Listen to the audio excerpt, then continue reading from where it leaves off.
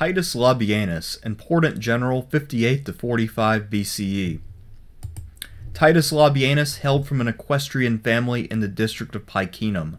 Since he was a native of Picenum and later sided with Pompey despite having achieved renown under Caesar, it is likely that he was a client of Pompey from a young age. Labienus was born around 99 or 98 BCE and began what would become an illustrious military career when he served in Cilicia as a young man from 78 to 75. In 70 or 69, Labienus entered the regimented cursus honorum and became a senator when he served as a quaestor. His official association with Julius Caesar began when Caesar and Pompey became political allies. Caesar seems to have admired Labienus' ability and put him to use as a political asset before ever trying his mettle on the battlefields of Gaul. When Labienus was elected tribune of the plebs in 63 and therefore became sacrosanct, Caesar had him prosecute the aged senior senator Gaius Rabirius, who had executed the popular orator Saturninus all the way back in the year 100 BCE. This trial was intended to undermine the legality of the Senatus Consultum Ultimum, which was being consistently abused by paranoid conservatives as a way to deal with populists. Before the eloquent and nearly invincible debater Cicero could speak in defense of Rabirius, one of the augurs allied with Caesar saw bad omens, which delayed the proceedings. The old and dejected Rabirius went into voluntary exile. Though the SCU would be used again by Cicero that same year on Catiline, it would never again be used with impunity. The hesitancy of Rome's leaders to employ this measure would be taken advantage of in the next decade by gang leaders like Clodius and Milo. Labienus' other major achievement as tribune was to pass a bill through the tribal assembly returning the elections of pontifices, priests, to the people. There were several orders of religious officials which were separate. The pontifices, for instance, had no control over the augurs and vice versa. This reform enabled Caesar to be elected Pontifex Maximus, chief priest, and it must be suspected that Caesar foresaw this opportunity when he prompted Labienus to make the reform. The highest office that Labienus ever held was the praetorship, which he had held in either 60 or 59 BCE. It is more likely that he held the office in 60 and then served as a propraetor in 59, which then left him free to serve as a legate in Caesar's Gallic War. Labienus is the only legate who Caesar mentions by name, despite the fact that Caesar had plenty of talented and distinguished legates, including Mark Antony, Cicero's brother, Lepidus, Crassus's son, and Curio. From the outset of the campaign, Labienus served as Caesar's second-in-command and commanded all of the Romans in Gaul when Caesar's duties called him back to Cisalpine Gaul and when Caesar invaded Britain. As a legate, Labienus proved that his tactical prowess was on par with Caesar's and far beyond that of any of his other contemporaries. At the Battle of the Sabus in 57, when Caesar's main force faced the Nervii, Labienus on the left faced the Atrebates with the 9th and 10th legions. Presumably on his own initiative, Labienus saw that the best way to deliver the battle to Caesar was to march on the barbarian camp, which he duly occupied. This shift in position, combined with the forward progress of the two legions on the right, left Caesar's center in deep trouble. To seal the deal, Labienus sent the 10th legion to the Nervii's rear, which resulted in a great victory and the virtual disappearance of that mighty tribe of warriors from the historical record. Caesar came close to being captured in this battle, and it is clear that without Labienus' quick thinking, Caesar's Gallic campaign may very well have been nipped in the bud. The Treveri tribe had provided many of Caesar's best auxiliary cavalry, but in 54, a new leader came to power who decided to fight Rome. Labienus was sent to deal with this threat and seems to have been at a numerical disadvantage, which was in danger of getting worse as German reinforcements were known to be coming to aid the Treveri. For several days, Labienus remained in camp and ignored the taunts of the enemy commander. After several days of this, Labienus had his cavalry sally out to kill the enemy leader, and then routed his tribe in a victory similar to that achieved by the Spartan Brasidas at Amphipolis in 424 BCE. The Treveri rallied under other leaders and were determined to attack again. Labienus feinted withdrawal, drawing the enemy over the river. When they had their backs to the bank, the Treveri were shocked when Labienus turned around and hit them, winning a big enough victory that German reinforcements returned home when they heard about it. The Treveri went on to be granted Roman citizenship by Augustus, being among the first Gauls to be so honored. When in command of 8 legions during one of Caesar's absences, Labienus won a major victory over the Parisii near Lutetia, modern Paris, by tricking the barbarians into dividing their forces and then defeating them in depth. In 51, Caesar sent Labienus to govern Cisalpine Gaul, perhaps because he figured that Labienus' strong ties to Pompey would make him an ideal envoy.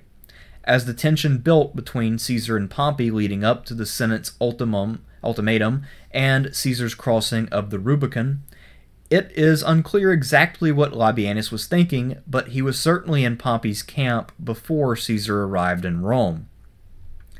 There is an interesting debate as to whether Labienus was a traitor to Caesar. Most historians who favor Caesar in the Civil War view him as a traitor, while those who either lament the fall of the Republic or else think that Caesar put himself ahead of the state see Labienus as joining the legitimate side. Labienus was likely inclined to join Pompey because of his early ties to him. It is possible that Labienus, who saw no immediate path to a consulship, thought that the senatorial side would need good commanders and saw an opening for himself. Caesar, however, promoted many talented men who had no impressive pedigree, and I for one cannot imagine that Caesar would neglect Labienus, who was far more talented than anyone else he had. It is always possible that they had developed some private dislike of one another or some professional rivalry. Though ideology rarely drove Romans, it seems to have guided Cato the Younger's career, and may well have done so for Labienus. There is really no way to know why Labienus joined Pompey, but if he were seeking his own career advancement, then he probably made an ill-informed move. Pompey received Labienus gladly when he arrived with the 3,700 Gallic and German cavalry under his command. His defection, if it was a surprise, must have been just about the only piece of good news for the senatorial side. Pompey appointed Labienus to command the cavalry and was no doubt relieved to see another military man in the ranks to balance out the ideologue Cato, the whiny Cicero, the belligerent and stupid Metellus Scipio, and the other self-important and status-driven nobles. His role in the Greek campaign is largely unknown, but it is likely that he was the commander of Pompey's cavalry at Pharsalus, where the superior numbers on the Pompeian side were surprised and routed by Caesar's inclusion of infantry with his cavalry, thus giving Caesar the flank and the victory. Labienus fled to Africa following the defeat at Pharsalus. Africa had almost been seized by Caesar's subordinate Curio, but the senatorial forces had re-established control. During the 6 months or so that Caesar spent stranded in Alexandria with Cleopatra, Labienus helped drill, recruit, and prepare the Senate's forces in Africa for an inevitable showdown. When Caesar landed in Africa, Labienus pounced on him with a larger and more mobile force at Ruspina. While Caesar lured him in to the ground of his choosing, Labienus had the numbers and came very close to winning a decisive battle. Ruspina should be counted as a tactical victory for Labienus over Caesar. In the meantime, Caesar escaped to the coast to receive additional reinforcements from Sicily, as well as receiving the defection of 2 legions in Africa, which, if I remember correctly, were the 2 legions who had come with Curio earlier. The Senate's army grew larger as it accumulated African war elephants, Numidian cavalry, and tried to assimilate as many new recruits as possible. Insisting on protocol, the remaining senators gave command to Metellus Scipio, who had wished to defer to Cato the Younger. Cato, who like Labienus had only held a praetorship, of course refused because rank was more important to him than actual ability. It apparently never occurred to either aristocrat to give the command to Labienus, who could actually hold his own against Caesar in a battle. The Battle of Thapsus decided the African campaign. Caesar amassed 60,000 men and 5,000 cavalry, which at that time excluded the legendary 10th Legion, which was still in a state of mutiny back in Italy. Metellus Scipio had 72,000 men, 14,500 cavalry, and 60 elephants. With such an advantage in cavalry, and it being commanded by either Labienus or the Numidian King Juba, one would have to think that Scipio might have had a chance. In the event, however, Caesar lost only 1,000 men while taking out 30,000 of his opponents, ending at a stroke a campaign which the accumulated resources and rich soil of Africa could have possibly sustained for a very long time. When he fled to Spain, the last major bastion of the Senate's resistance, Labienus again found himself a subordinate. With the deaths of so many prominent leaders, it was only the memory of Pompey, who had once campaigned in Spain and settled veterans there, that kept these last holdouts going. Therefore, Pompey's sons were the commanders, and Labienus, for the third time, was relegated to commanding the cavalry. This last Spanish campaign was destined to be the bloodiest. By this time it was clear who had won the civil war, and most senators were back in Rome and had reconciled, at least in theory, with Caesar. The Pompeians stayed in the hills while Caesar jockeyed for position. Caesar contacted a local ruler, King Bogod, and coordinated strategy with him. During the Battle of Munda, the infantry on both sides clashed bloodily and indecisively as Caesar's veterans had to claw their way uphill.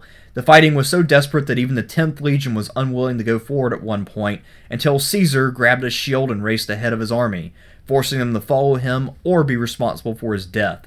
When Bogod's forces were seen as poised to strike in the rear, Labienus shifted the cavalry to the rear to deal with that threat. The young Pompeian brothers and their troops misinterpreted this as Labienus leaving the field, and this caused them to lose heart. In the ensuing rout, Labienus was killed, and his head was brought to Caesar. Titus Labienus was, without a doubt, the greatest subordinate commander in Roman history. While he displayed a talent for independent command, he rarely had the opportunity to display his true abilities, since he was always constrained to serve under his social superiors. Had Labienus been given a freer hand, the civil war might have gone on much longer. Had he stayed with Caesar, the civil war most likely would not have lasted very long at all. He would have probably won a great deal of additional glory, and he would have achieved his dream of holding the consulship. Given Labienus' refusal of Caesar's clemency and his willingness to deal with slights, insults, and breathtaking incompetence from the senators, it seems that he probably was ideologically driven or else propelled by an extraordinary hatred of Caesar. Whether he would have approved of his son's career, however, is difficult to assess.